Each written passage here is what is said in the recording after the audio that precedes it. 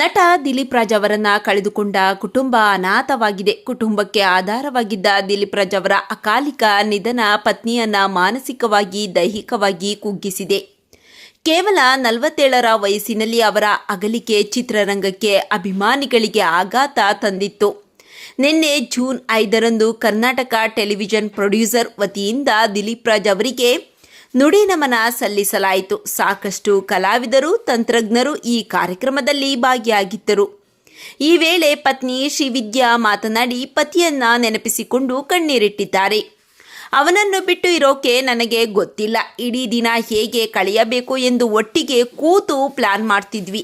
ಆದರೆ ಈಗ ಹಗಲು ರಾತ್ರಿನೇ ಗೊತ್ತಾಗ್ತಿಲ್ಲ. ನಮ್ಮ ಮದುವೆಯಾದಾಗ ನನಗೆ 21 ವರ್ಷ, ಅವನಿಗೆ 23 ವರ್ಷ ವಯಸ್ಸು. ಅವತ್ತಿಂದ ಜೊತೆಯಲ್ಲೇ ಬೆಳೆದ್ವಿ, ಜೊತೆಯಲ್ಲೇ ಇದ್ವಿ, ಸಾಕಷ್ಟು ಏಳು ಬೀಳು ಕಂಡಿದ್ದೀವಿ. ಇವತ್ತು ಅವನು ಸತ್ತು ಬದುಕಿದ್ದಾನೆ, ನಾನು ಬದುಕಿ ಸತ್ತು ಹೋಗ್ತಿದ್ದೀನಿ ಅನ್ನಿಸ್ತಿದೆ.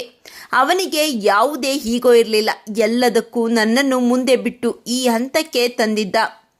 ಅವನಿಲ್ಲದ ಜೀವನ ಊಹಿಸಿಕೊಳ್ಳಲು ಸಾಧ್ಯವಿಲ್ಲ ಎಂದು ಶ್ರೀವಿದ್ಯಾ ವೇದಿಕೆಯಲ್ಲಿ ಕಣ್ಣೀರಾಕಿದ್ದಾರೆ. ಶ್ರೀವಿದ್ಯಾ ಅವರ ಮಾತಿನ ಬಗ್ಗೆ ನಿಮ್ಮ ಅನಿಸಿಕೆಗಳನ್ನು ಕಾಮೆಂಟ್ ಮಾಡಿ ತಿಳಿಸಿ.